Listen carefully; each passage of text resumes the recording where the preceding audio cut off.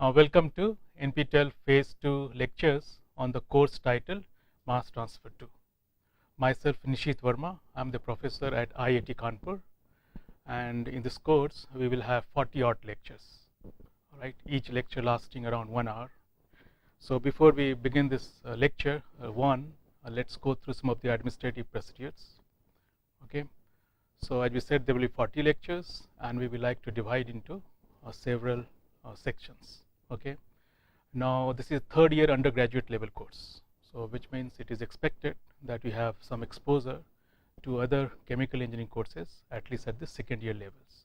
For example, fluid mechanics, some course on heat transfer, all right, some course on stoichiometries, process calculations. So of course we begin this course again with some introduction to mass transfer, certain basic and fundamentals. What we do right now, let's note down books, textbooks for this course, all right. So let's note down certain points here.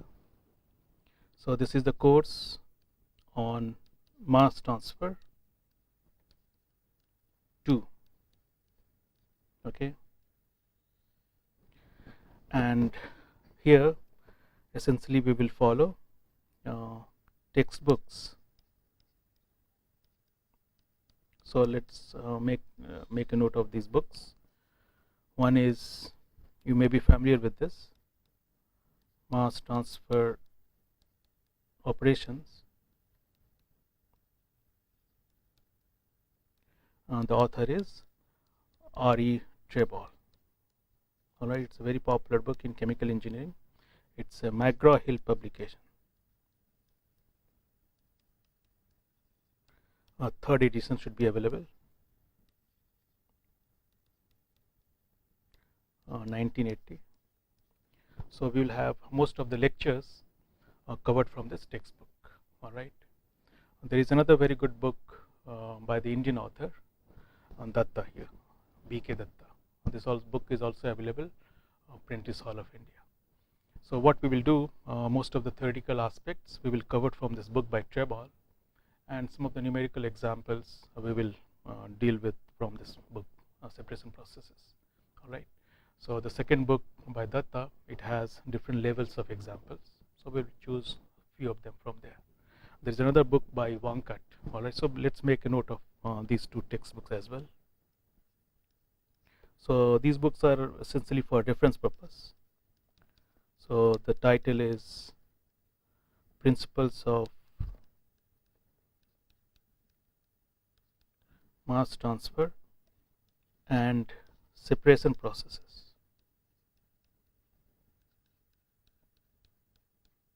All right, so the author here is B.K.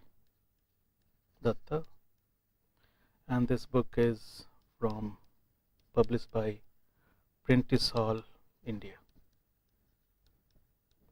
2007. There is another very good book titled Equilibrium Staged Separations, and the author is Philip Vankat. All right, this book is also from Prentice Hall, 1993. So all these three books should be available in your book stall. You can order the books, right? As we said, let's note down the prerequisites for this course.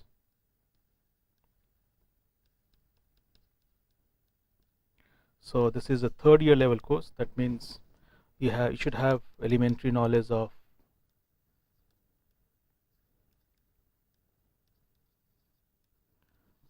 fluid flow. I'm sure most of the university, they have at least one course at the second year level on fluid flow. Heat transfer also maybe second year level, or at least at the third year level. In chemical engineering, this is the first course on stoichiometry in most of the university, or chemical engineering calculations. So actually this is a third year level course. All right, and what we do in this course is separations. All right, so you may have done, when you have taken the course on separations, on calculation, process calculation, or stoichiometries, you must have done some calculations on, say, combustion, distillation, or absorptions. So the orientation of this course is to deal with certain unit operations. Okay, so what are the unit operations? We have, say, phase, certain phase, a liquid or gas phase, containing, say, at least binary components A and B, and we have been asked to separate A from B, or in other words, we have been asked to deliver a product containing most of A's. So the purity is, specification for the purity is 99.99% of A. Other phase rich in B. All right, so we have two phases, A and B. So there is a separation. There is one component which is rich in one phase, other component is rich in the second phase. So how do we achieve it? We have set of unit operations. All right. In some cases, maybe we just have one unit operations. So what are these unit operations? These are the methods, right? So essentially, you have some equipment by which you can accomplish, you can achieve these separations. For example, distillations, absorption, adsorption, drying, extractions. So these are the several unit operations in chemical engineering. For this course, we have listed certain unit. We also have, we said in the beginning, we'll have few lectures on introductions to basic and fundamentals. So we will have elementary introduction to this diffusion, Fick's first law, all right, so that we can set up the basic and the fundamental equations, which is required, in solving certain class of problems. Okay, so let's note down again the objectives here in this course. So the objectives, the main objective is we want to address, we will begin with fundamental concepts. All right, so when we say fundamental concepts here, we will be essentially dealing with diffusion, molecular diffusion. Okay, and then we will switch, or we will start certain unit operations, UOP. Okay, so what are the unit operations which are listed in this course is absorption. So we will begin with absorption. So this is the way this course is divided, starting with absorption, distillation, we have extraction, adsorption, and drying. All right. All right. So of course, we will begin with the diffusion, and then you will see that you may have come across the parameters like mass transfer coefficient. So we will have certain theories here which will tell us how to calculate these quantities like mass transfer coefficients here. All right. So before we begin take these topics here, absorption, distillation, or different unit operations, let's try to understand what we do here. So let's say we have a feed. Okay, so when we say feed, this is our starting material. Now this could be liquid, all right, or this could be, say, gas, or we can have even the solid phase. Okay, this contains, let's say, at least two components, A and B, and we have been asked to separate B from A. That means when we say separations, practically we do not have 100% separations. That means what we are expecting here, that we will have two phases. All right, most commonly both phases contain A plus B. However, in one phase A will be larger and the other phase B will be larger. Okay, so we say that this is, let's say, phase 1 and this is phase 2. So in phase 1, A is rich, is richer than B, so it has certain purity. Let's say we say that 99.9%. Other components, it's rich with B, so A is lean here. A is lean, it's rich in B, and the composition here, this could also be 99.9%. All right, so this is the way we are separating it. We have two phases. In one, A is very large quantities, that's our desired product, but B will appear as an impurity. We won't be able to have 100% separations. In other components, other phase, we have the second component B, which is rich, like 99.9%, and A will appear as an impurities. Now, how do we achieve this? Going from the left, a phase, liquid or gas or solid containing A plus B, two different phases, two different streams in which A is larger and the second B is larger. We accomplish it through UOP, unit operations.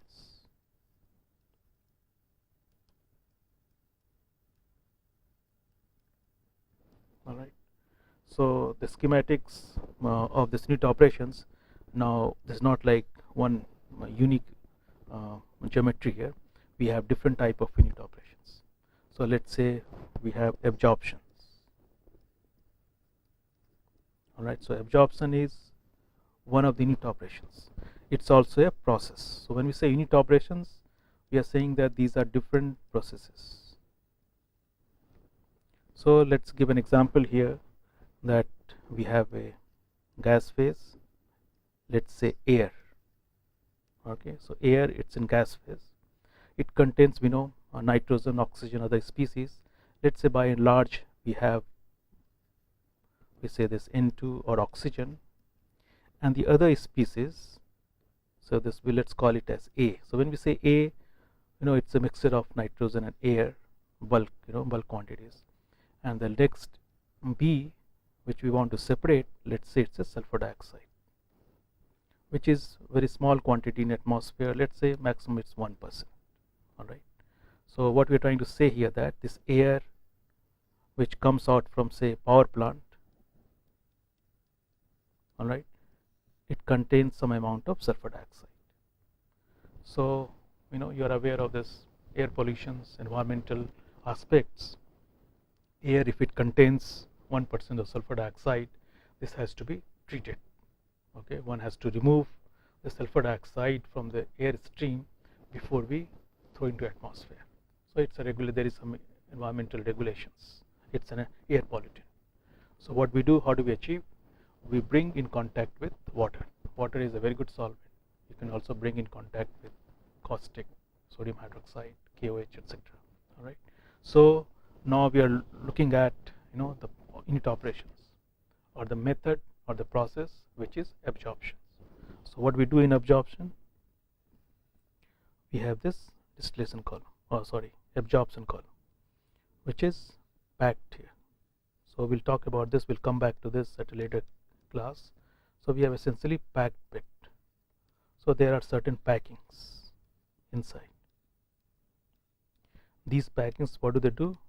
They improve contact between air, which we want to treat, with water, or let's say put general solvent. So now we are talking of two phases. One phase is gas phase here, which contains A for air, nitrogen plus oxygen, plus the second component B, which is sulfur dioxide. We want to treat with solvent, so it's a different phase. So it's an aqueous phase, or maybe it's a liquid phase. Now it's a phase 2. All right, so this is a phase 2. This is phase 1, and this also contains, say, component water. This water could be pure, but very often this water is also contaminated with certain amount of B, which is a very, very small quantity. So in other words, this is 1%, is possible that this B may be 0.001%, or let's say water is pure. So what we are doing here, we are bringing two phase in contact through this packing. So there will be, if you look at just one packing, so this is some kind of solid materials, water will trickle past this, and air or sulfur dioxide will diffuse into this. So it's going to be solubilized here. So what we do now, we have air, which is treated air here. So it's an effluent. So let's call it influent, and this is effluent here. But this effluent now contains air in which sulfur dioxide is very small quantities. So even here we have A plus B, but this B is a very small quantity. All right. Now look at what happens to this water solvent.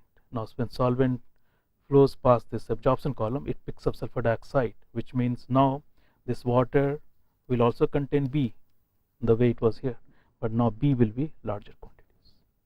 So what we have done by absorptions, it's an unit operation, it's a method, it's a separation by which we have separated or we have removed sulfur dioxide from one phase, which is air here, by bringing another phase, which is water here, or aqueous phase or some other liquid, and we have carried out these separations. Now look at both the streams, air after treatment and water after treatment. Air after treatment also contains A plus B, air and sulfur dioxide, and water after treatment contains water as well as B, but this B is very small quantity, large in air. So when the air is coming out from the absorption column, it's lean in sulfur dioxide, but water or the spent liquor contains very large amount of sulfur dioxide, it's highly concentrated. So we have been able to achieve these separations by absorptions. So there is a mechanism. Sulfur dioxide has a large solubility in water or certain soluble. Okay, you can choose. So if instead of sulfur dioxide, if you have carbon dioxide, then you have different type of solvent. Okay, so now let's look at different unit operations like distillation.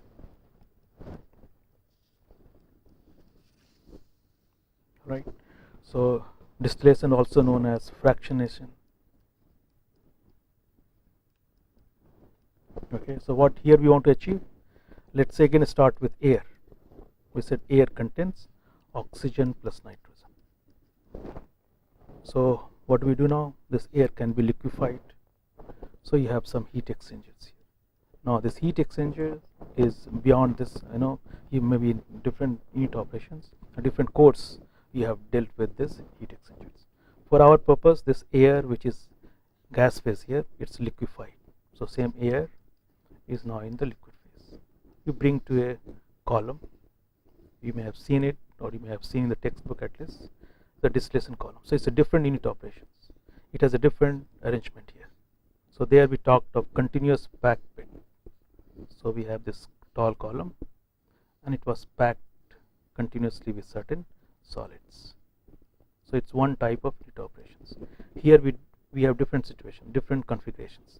These are the trays. Okay, again we'll come back to this in the later class. For the time being, what we're trying to say here, that now this air is brought in here. So there is a heat exchangers, all right, and then by distillations it's possible to have the top quantities, all right, and the bottom quantities. So two phases here. This is also maybe after condenser, this is the liquid phase, but this liquid phase will contain both oxygen plus nitrogen, but nitrogen will be much larger here than oxygen. Similarly at the bottom you will have some heat exchangers, arrangements like this. We also have a bottom product which is also liquid, all right, and this will also contain oxygen plus nitrogen, but it's possible here that this oxygen is rich here. So we are talking of again separations. We want to separate oxygen from nitrogen. We are producing nitrogen in which oxygen is an impurity. So here if oxygen is, let's say in atmosphere 21% and nitrogen is 79%, it's possible to achieve a much larger purity for nitrogen. So we say that, well, nitrogen here is 99%, oxygen is 1%. On the other hand, here oxygen is 99% and nitrogen is 1%.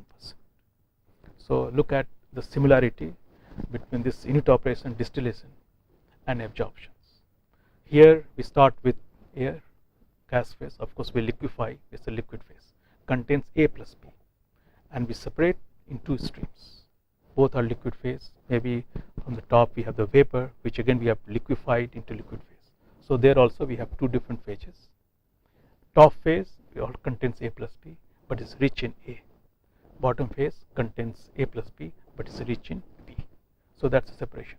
What is the mechanism? In case of absorption, we had solubility, right? One solvent contains has strong affinity for one type of species. Here, what is the mechanism?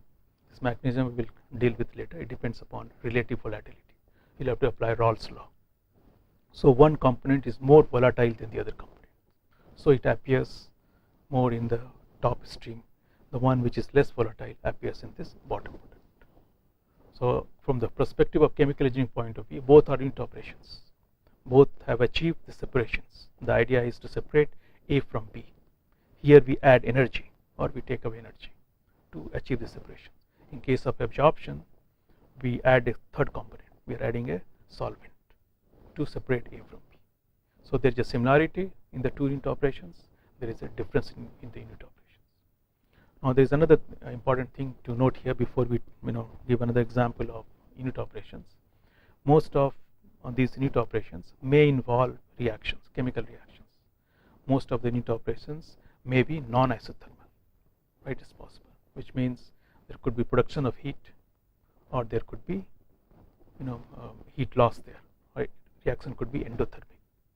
For this course, this reaction part of it, we assume that reaction is negligible, or it's not considered in our case. So you have different course on chemical reaction engineering, where you deal extensively with the reaction part of it. So we have one very exclusively mass transfer.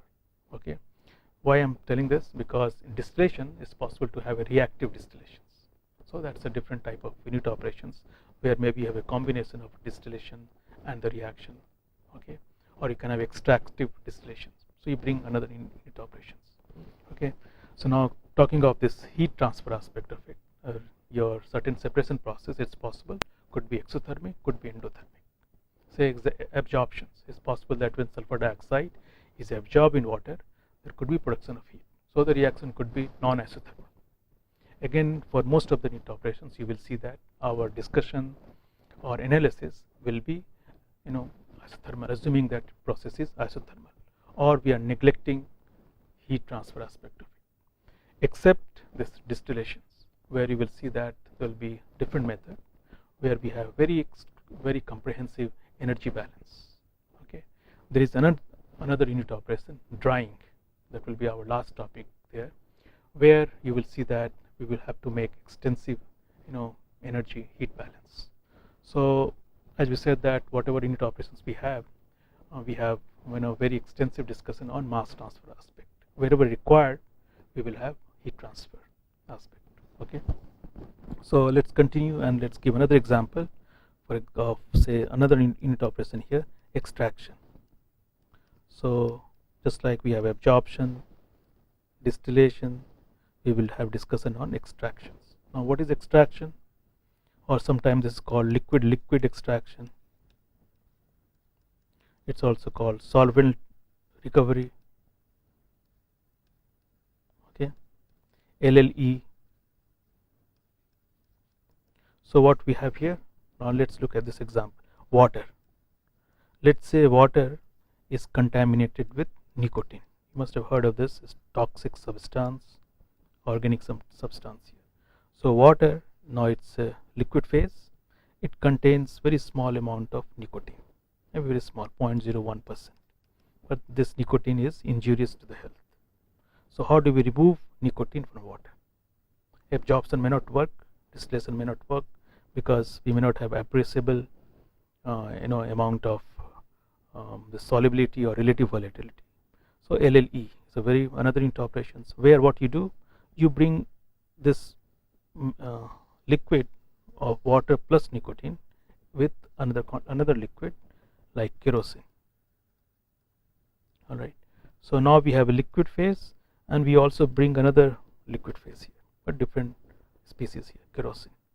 Now when you mix these two, what you will get, and I will come back to this, you will get two different phases. In other words, in a beaker, if you take a small beaker and water, nicotine, and bring this kerosene, you will see that two phases have appeared. You can see them very clearly. They are all it means, they are immiscible. Now both phases, the top and the water, will contain nicotine. So one phase, we are saying that water contains nicotine, but it's a very small amount. Another phase, which is kerosene, will also contain nicotine, but nicotine will be very large amount here. All right, it's possible that certain kerosene will also appear here, and certain water will also appear. That's possible, But what we have done essentially, we have brought down this level of nicotine in this water by bringing another liquid here, kerosene, so that now this water, which contains very small amount of nicotine, that may be acceptable for whatever purpose we have. Okay, so this extraction is also similar to the previous unit operations, distillation and absorptions. Here what we have done, a liquid phase, you bring another liquid phase which is immiscible, so that you have two phases and you transfer one component from one phase to another phase. So water, at the end of this unit operations, you will have two phases. Both phases will contain nicotine, but in one case nicotine is a very small amount which is tolerable, and another phase is highly rich in nicotine. So essentially we have achieved our objective, that we have been able to separate nicotine from water.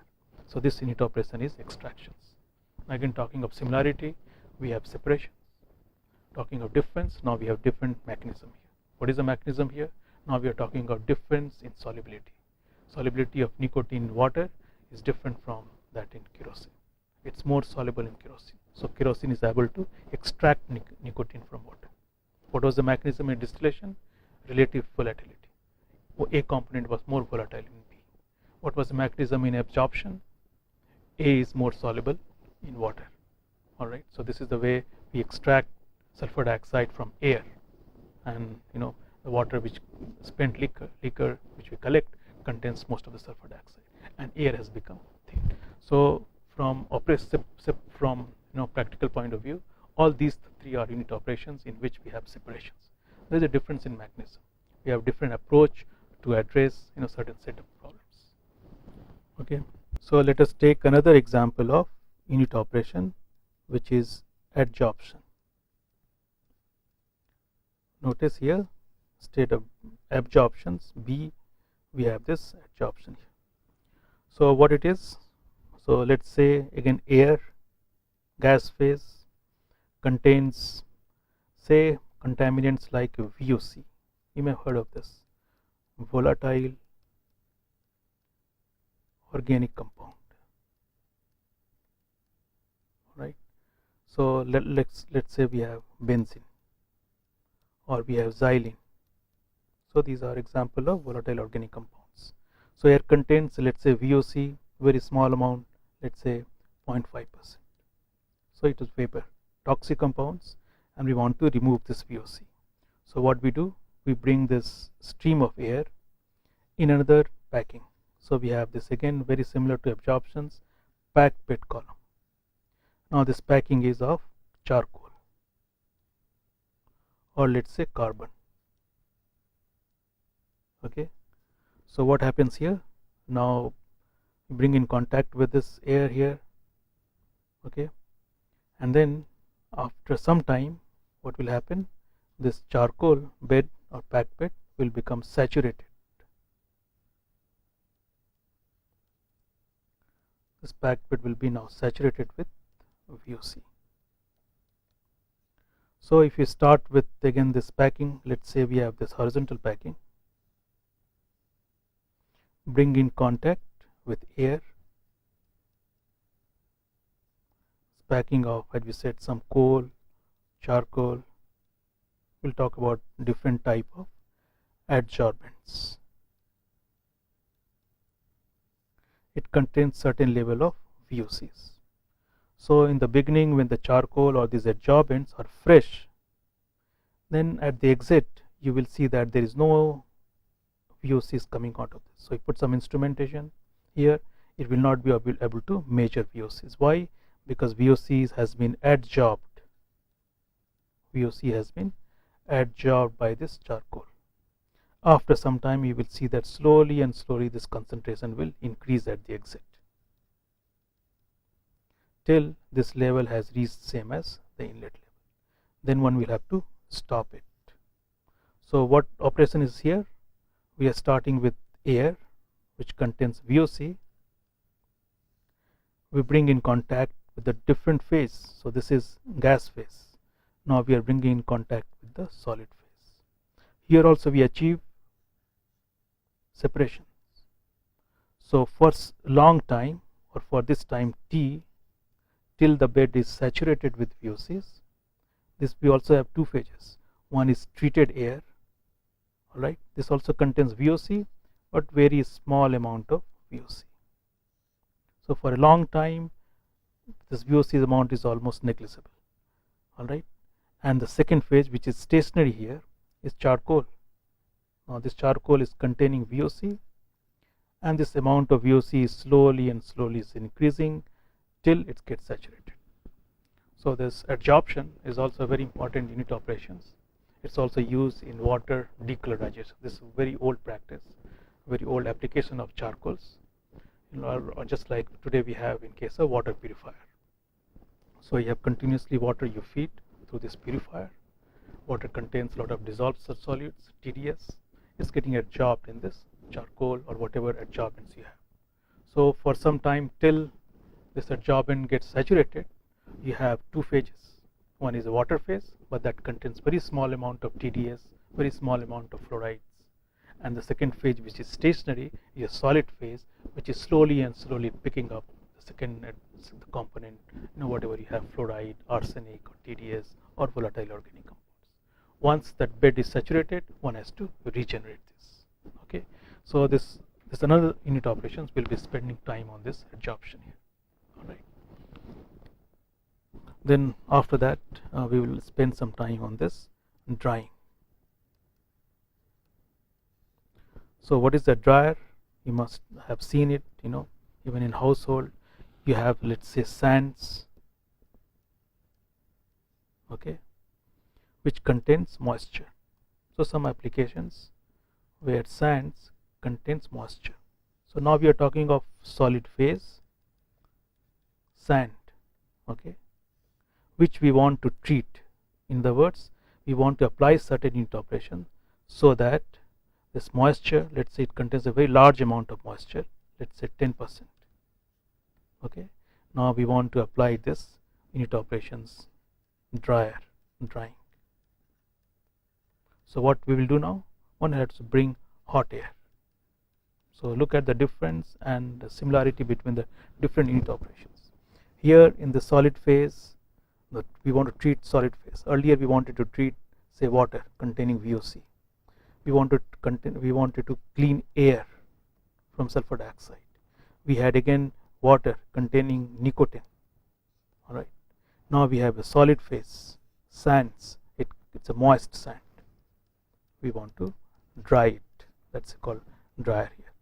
So now what we will do, we will bring hot air, and then still we will have separation. Hot air, it will pick up moisture.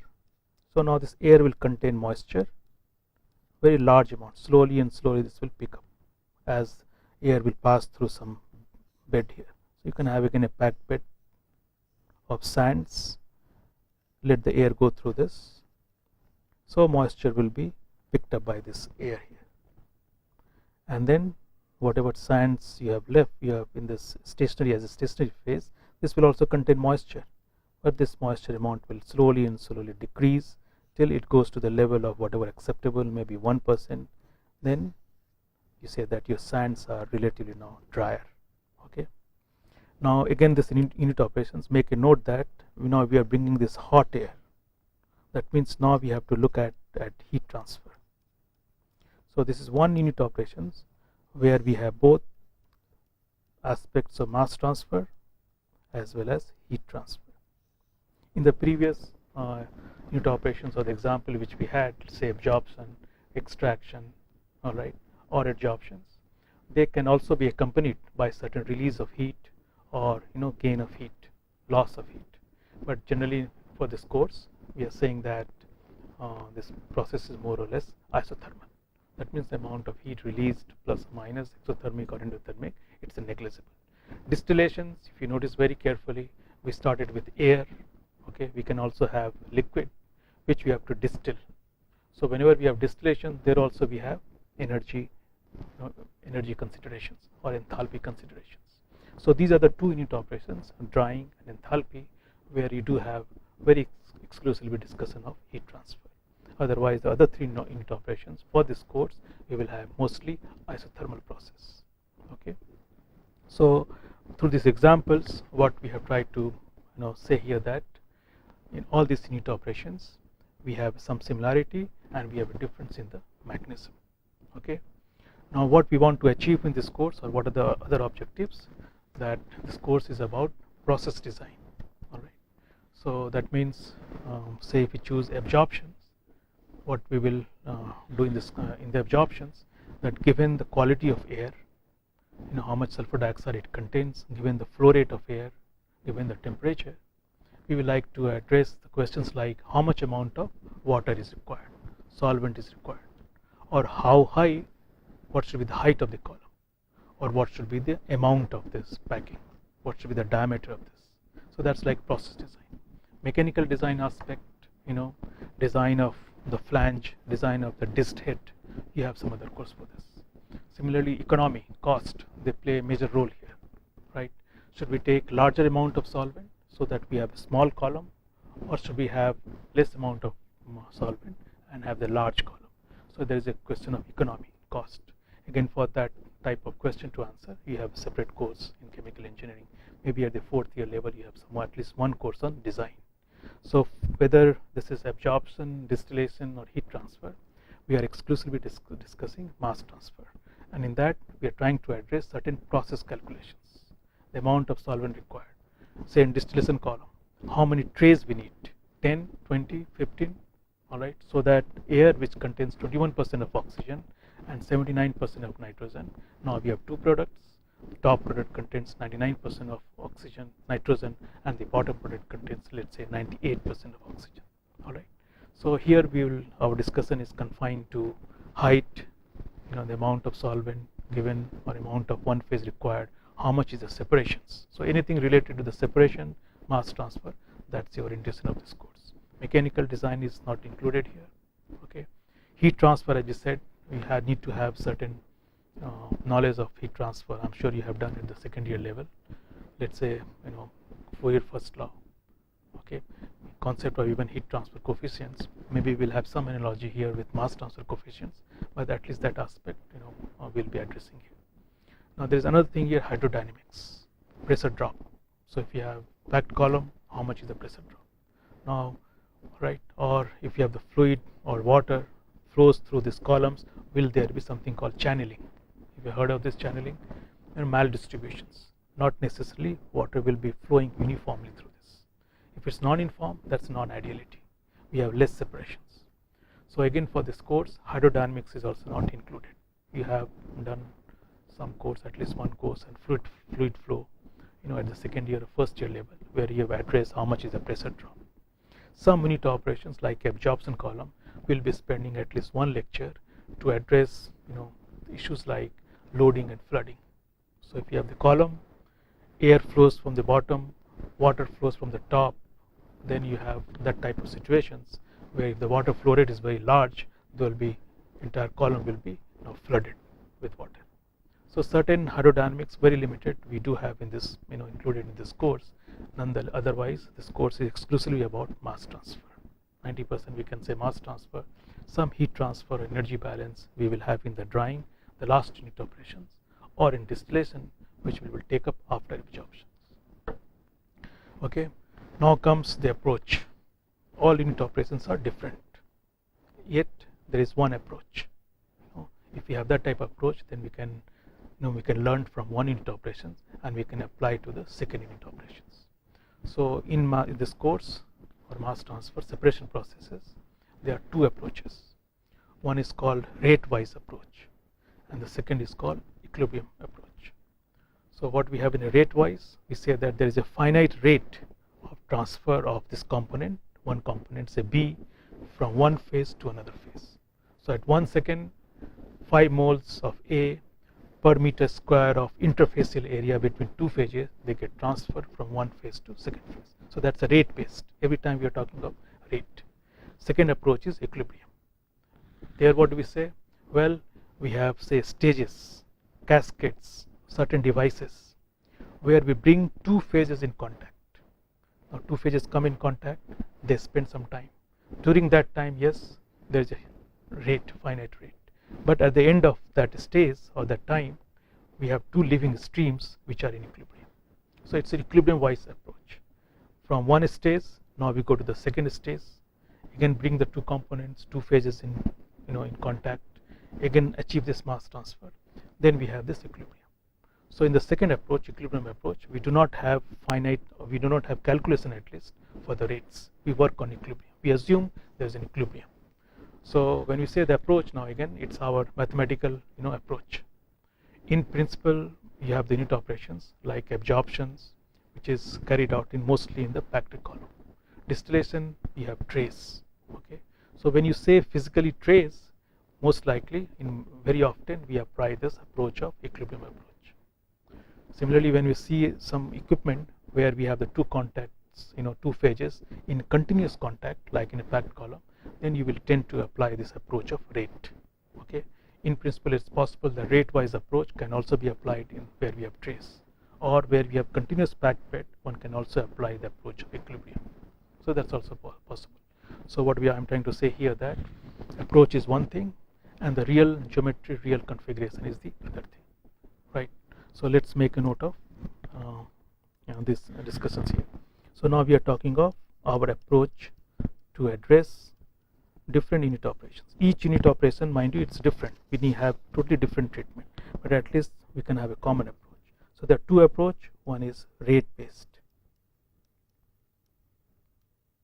Second approach is equilibrium based.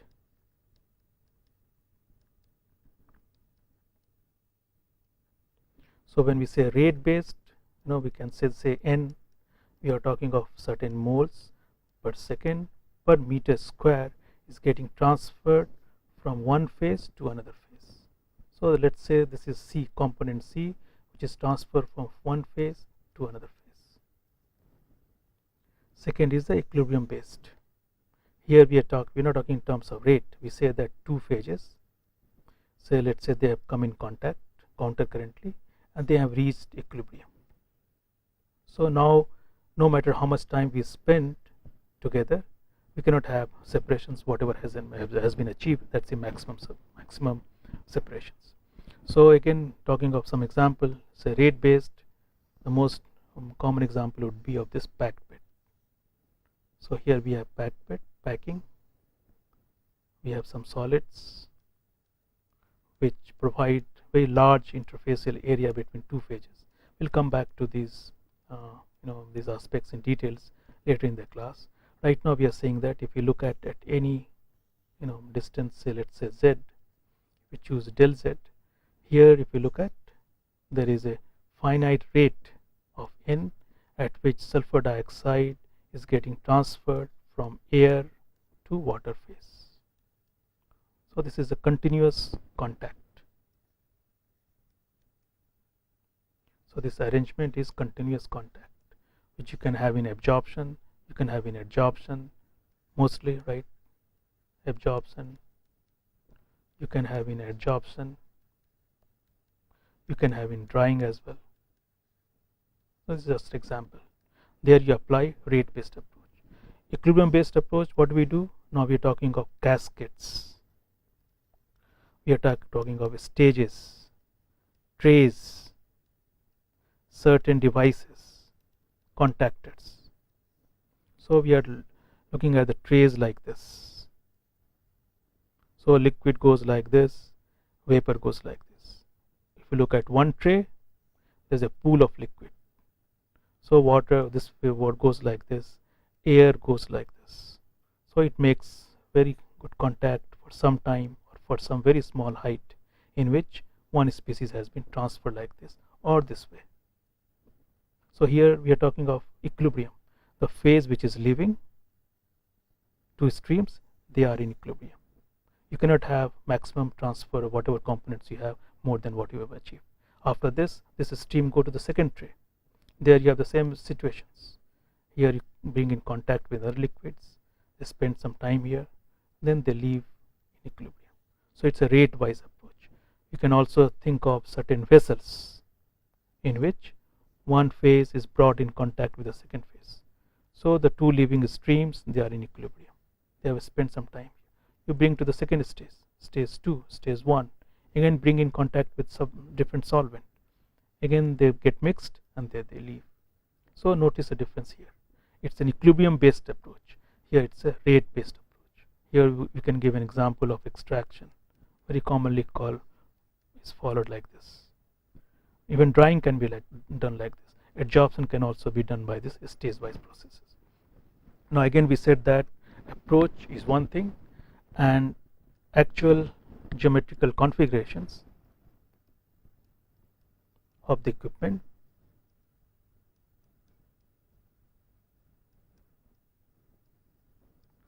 is another thing, which means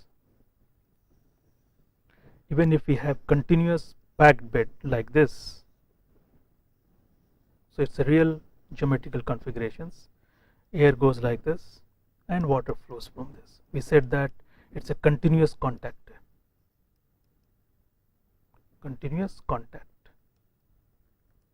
there are no trays, there are no stages, yet it's possible that we can still apply equilibrium based approach. So this is also possible. Most commonly we apply rate based approach.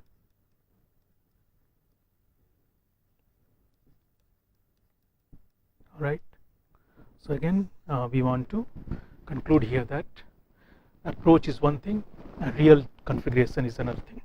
It's a theoretical approach. How do we address how many trays are required, what is the height of the column? One can in principle can apply any of the two approaches in solving that type of questions, whether it's a continuous contact vessel or there are cascades of trays.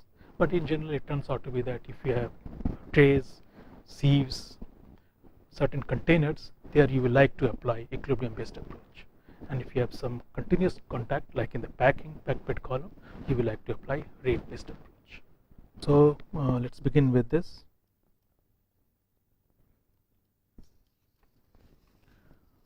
Fundamentals of rate based approach. So we talk of rate based approach. The first thing is to discuss here is diffusion, and we say we are discussing molecular diffusion. Alright, so when we say molecular diffusion, we are saying we are not discussing, it's different from AD diffusion or diffusion in turbulent or pore diffusion or bulk diffusion. Alright, so there are different classification for this diffusion. What we are discussing here is molecular diffusion. So we are referring to movement or transport of a molecule through a medium which could be gas or could be liquid, alright, due to certain concentration gradient del C. So for example, we are talking in terms of moles per cubic meter. So a molecule is moving or getting transported because of concentration difference here, moles per cubic meter. Of course, by the virtue of its thermal energy. So we are saying that thermal energy is required for this movement of the molecule from one plane to another plane. That means the rate is going to descend dependent on the temperature, right? We are talking of temperature here. So we have 1 and 2. Let's look at two planes. We have the concentration here is C1 and C2. If that happens, let's say oxygen molecule, so there is a concentration gradient here, some level C1, some level C2. Because of this, there will be a transfer of the molecule from one plane to the other plane. Now, very commonly you have heard of this Fick's law. Alright, Fick's first law maybe. So when we say application of Fick's first law, we are referring to this transport or the mode of transport, which is molecular diffusion. It is mostly, we make a note, it's prevalent in laminar flow. So let's say in a tube, if you have done hydrodynamics, we said earlier, the Reynolds number is less than 2100. it's a very slow process. So we are talking of molecular diffusion, unlike say turbulent. Okay, when we say AD diffusion, then we are talking of very large Reynolds number, in which this molecular diffusion is still prevalent, but at a is still different, but net rate of transport of this molecule is much higher in turbulent. So there is an effect of convection there, or there are ADs there. Similarly, when we talk of pore diffusion, then molecule here also gets diffused, they transfer from one plane to another plane, but by different mechanism here. The presence of wall makes a difference here. So we are talking of molecular diffusion, low Reynolds number, less than 2100, prevalent in laminar flow, driven by this concentration gradient, but it dependent upon temperature. Increase the temperature, rate will also increase. So it's most of a revision you must have done at some level here. So Fick's first law is the one which gives us at what rate molecules or moles in 1 second will diffuse from one plane to another plane. So we have this is given as minus DAB del CA over del Z. So this is a gradient. That means you have a concentration profile like this. So what is the flux here? JA moles per second per meter square. You find a gradient here at this plane. So at that plane, what is the gradient multiplied by this molecular diffusivity? Alright, so just go through certain textbook or even Trebol. They have first a couple of lectures on this Fick's first law. Alright. In reality, what happens when let's say we have some closed box here, and let's say we have A and B2 molecules. Each molecule of A, let's say, it moves with certain velocity VA. So let's say if an observer is stationary here, he will notice that this molecule of A is moving in one direction with VA. Concentration at this location is maybe CA.